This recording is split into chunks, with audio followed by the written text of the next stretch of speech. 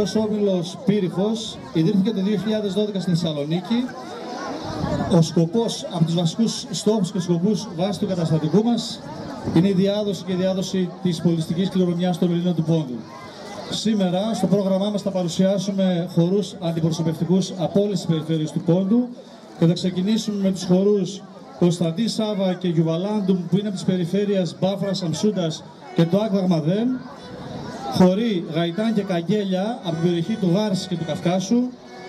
Χοροί Σαρούγους από την Μπάφρα. Και θα κλείσουμε τους χορούς Ατσαπά και Σέρα. Το Ατσαπά είναι τα πλάτανα της Τραπεζούντας. Και στο Σέρα χορό θα κάνουμε τσακώματα από το Απουλπάτ του Κάρς. Και στο τέλος είναι ο χορός Κότσαρη. Μας συνοδεύουν σήμερα στον Κεμανέ και στον Κεμεντζέ ο Γιώργος ο Θεοδωρίδης, ενώ στο ταβούλι είναι ο Πανταζής ο Πονερίδης. Τους ευχαριστούμε πολύ και φυσικά ευχαριστούμε πάρα πολύ το Σύλλογο Γυναικών Αρέθουσας για την πρόσκληση να συμμετάσχουμε στις ωραίες σας εκδηλώσεις. Ευχαριστούμε πολύ. Σημείωση. Ο Πύριχος εμφανίζεται σήμερα με αντίγραφα παραδοσιακών φορεσιών από τις περιφέρειες Τραπεζούντας, Χαλδίας, Αργυρού, Πολύστης και Μισχανάς, Ματσούκας και από το Γάρς, από το Κάφκασο.